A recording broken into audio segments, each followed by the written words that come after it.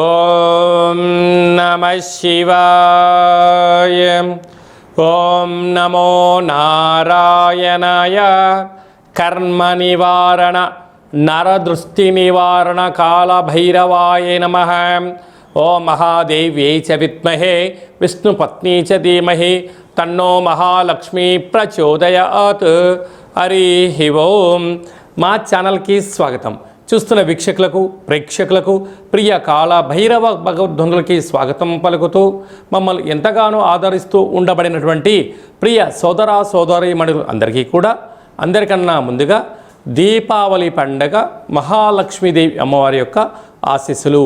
ధనత్రయోదశి, నరక చతుర్థి, దీపావళి పండగ అమ్మవారి యొక్క ఆశీస్సులు కలిగి సంపూర్ణంగా అందరిపైనను ఐశ్వర్యాన్ని, ఆనందాన్ని, ధనాన్ని ఇచ్చేటువంటి మహాలక్ష్మీదేవి అమ్మవారి యొక్క ఆశీస్సులు అందరికీ ప్రసరించాలని, ఎవరైతే ఏ వృత్తులలో ఉన్నారో వారందరికీ విజయాన్ని, ఐశ్వర్యాన్ని, ఆనందాన్ని ప్రసాదించాలని మనం కూడా మనసారా కోరుకుందాం, ఆశీర్వదించమని కోరుకుందాం.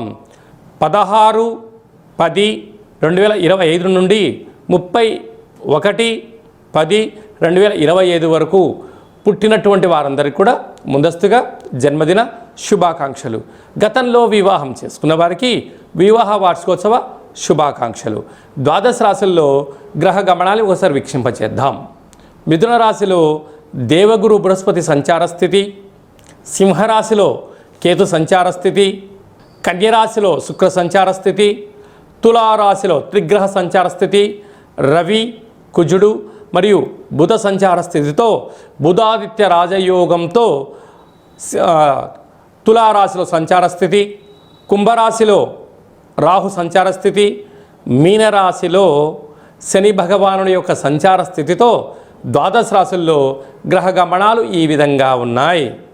మీనరాశి వారికి మధ్యమ ఏలనాటి శని సంచార స్థితి జరుగుతూ ఉండగా మొట్టమొదటిసారిగా వచ్చిన దీపావళి పండుగ సందర్భంగా అమ్మవారిని ఎలాంటి పదార్థములతో పూజించడం వలన ఐశ్వర్యం, ఆనందం కలిగి అపార కుబేరులు కాబోతున్నారో ఈ వీడియోలో సవివరంగా సంపూర్ణంగా తెలుసుకుందాం.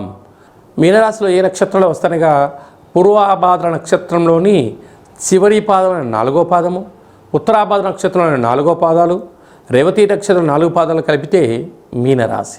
రాశాధిపతి దేవగురు బృహస్పతి. వీరికి రాశిలోనే సరి భగవానుడు సంచారం చేయడం వలన వృత్తులలో, ఉద్యోగాలలో, వ్యాపారంలో అనంతమైన నైపుణ్యతకు మీరు కేంద్ర బిందువులు. ఇప్పుడు ఫోన్ వాడుతున్నా, ఫేస్బుక్లు వాడుతున్నా, లేకపోతే ఏ టెక్నాలజీ లాంటి వాటిలలో నిష్ణార్థన కలిగినటువంటి వారికి మీరు సలహాలు కూడా ఇవ్వబోతున్నారు. అంటే ఏకచక్రే మహాభోగి అనేటువంటి మీ యొక్క సమయపాలన, నిబద్ధత, ఆలోచన, సత్ప్రవర్తన, మీరు ఇచ్చే శిక్షణ కోటాను కోట్ల మందికి మీరు ఉపయోగపడుతూ అనంతమైన సంపదకు మీరు కేంద్ర బిందువులు కాబోతున్నారు. ఎందుకు ఇవంతనూ కూడా ఆధ్యాత్మిక చింతన కలిగి ఉండడం, అర్ధాష్టమ గురువు సంచార స్థితి ఉండడం వలన విదేశాలలో పెట్టుబడులు, విదేశాల నుంచి మీకు ధనం రావడము, ఉన్నత స్థితికి రాబోతున్నారు. ఇదంతా కూడా క్రమశిక్షణ, భగవంతుడి యొక్క ఆశీస్సులు, ఆపై మీ కృషి మీ విజయానికి తొలిమెట్లుగా గమనించాలి. 6వ స్థానంలో కేతు సంచార స్థితి ఉండడం వలన చిన్న చిన్న విషయాలకు ఆందోళన తగదు. ప్రేమికులు చాలా జాగ్రత్తగా ఉండాలి. భార్యాభర్తల మధ్య అన్యూన్యత ఉండాలి. పార్ట్నర్షిప్ వ్యవహార కార్యక్రమాలను నమ్మకమే జీవన విధానంగా ఉండగలగాలి. దయచేసి ఎవరిని కూడా గుడ్డిగా నమ్మవద్దు. అష్టమంలో ఆత్మకారకుడు రవి, బుద్ధికారకుడు బుధుడు ఉండడం వలన ఉద్యోగాలు చేసేవారు చాలా జాగ్రత్త అవసరం.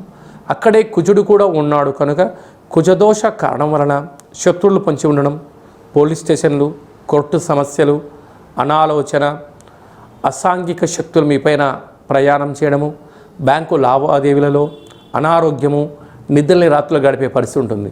ఇలాంటి కాల సమయంలో ధనత్రయోదశి రోజున మహాదేవుడికి పంచామృతములతో కూడుకున్నటువంటి పదార్థంతో అభిషేకం చేయడం, నవధాన్యములతో అభిషేకం చేసి ఈ ధాన్యములను గోమాతకు ఆహారంగా ఏర్పాటు చేయడం, అలాగనే సోమవారం పూట బిల్వదళములతో లక్ష్మీదేవి స్వరూపమైన దళములతో మహాదేవుడికి అర్చన చేసుకోవడం, మంగళవారం రోజున అమ్మవారికి విశేషంగా పసుపు వర్ణం కలిగినటువంటి చామంతులతో పూజలు, పసుపు రంగు అక్షంతలు, పసుపు రంగు కలిగిన ఒక కుబేర కూష్మాండ దీపాన్ని ఏర్పాటు చేసుకొని బంగారు ఆభరణాల చేత యథాశక్తిగా స్వామివారిని అలంకారం చేసుకొని పసుపును వచ్చినటువంటి వారందరికీ కూడా మనము బొట్టును వాయనంగా మీరు ఇవ్వగలిగినట్లయితే అద్భుత దోషం తొలగి ఐశ్వర్యానికి ఆనందానికి మీరు కేంద్ర బిందువులు కాబోతున్నారు అని చెప్పి గమనించాలి.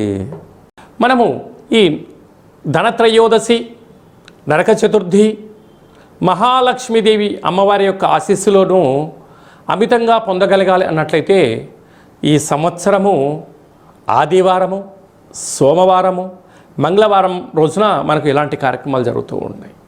కనుక మంగళవారం రోజున దీపావళి అమావాస్య అయింది కనుక అమ్మవారి యొక్క ఆశీస్సులు మనందరిపైన ఉండగలగాలి అన్నట్లయితే ఈ యొక్క వృక్షదేవతను మహాలక్ష్మీదేవి అమ్మవారి యొక్క కల్పవృక్షము అంటారు.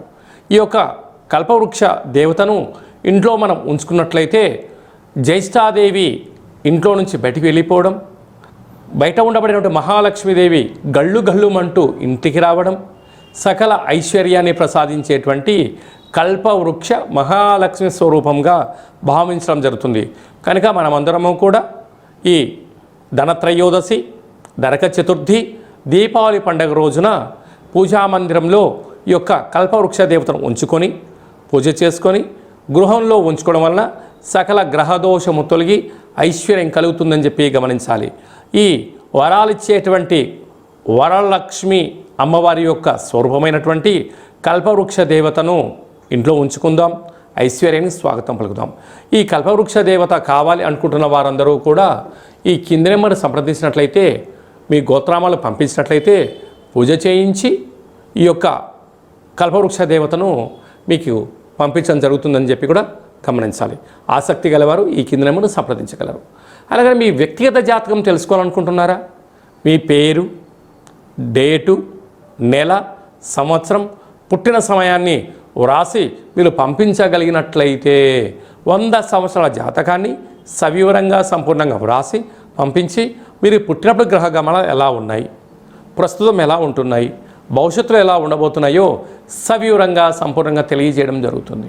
చాలామందికి పుట్టినటువంటి కాల సమయంలో డేటా ఆఫ్ బర్త్లో లేనటువంటి కారణం వలన మీ పేరు యొక్క మొదటి అక్షరాన్ని అనుసరిస్తూ రాశిని స్థితిగతులను తెలియచేస్తూ రమణ శాస్త్రం ద్వారా అనగా గవళ ద్వారా కాళభైరవ ఉపాసన చేత భూత, భవిష్యత్, వర్తమానాన్ని తెలియజేయడం జరుగుతుంది. కనుక జాతకాన్ని తెలుసుకుందాం, జీవితంలో రాబోయే అదృష్టాన్ని ముందే తెలుసుకుందాం, అవరోధాలని అధిగమించే ప్రయత్నం చేద్దాము అనేటువంటిది చిన్న విన్నపం. కనుక జాతకం తెలుసుకోవాలనుకుంటున్న వారందరూ కూడా అపాయింట్మెంట్ తీసుకొని సంప్రదించగలరు. అందరికీ వరాలిచ్చేటువంటి వరమహాలక్ష్మీదేవి అమ్మవారి యొక్క ఆశీస్సులు ఉండాలని కోరుకుంటూ ఆశీర్వచనం. శతమానం భవతి శతాయు పురుష సతేంద్రియ ఆయుష్యేవేంద్రియే ప్రతిష్టతి ధనం ధాన్యం బహుపుత్రలాభం శత సంవత్సరం దీర్ఘమాయు. సర్వే జనా సుఖినో భవంతు, లోకా సమస్తా సుఖినో భవంతు. సర్వం మహాలక్ష్మీదేవతార్పణమస్తు. హరి ఓం. ఈ వీడియో మీకు నచ్చినట్లయితే లైక్ చేయండి, షేర్ చేయండి, మా ఛానల్ని సబ్స్క్రైబ్ చేసుకోండి. ఆధ్యాత్మికమైన భక్తి సమాచారాన్ని భగవద్బంధులకు, మిత్రులకు, స్నేహితులకు చేరవేయండి.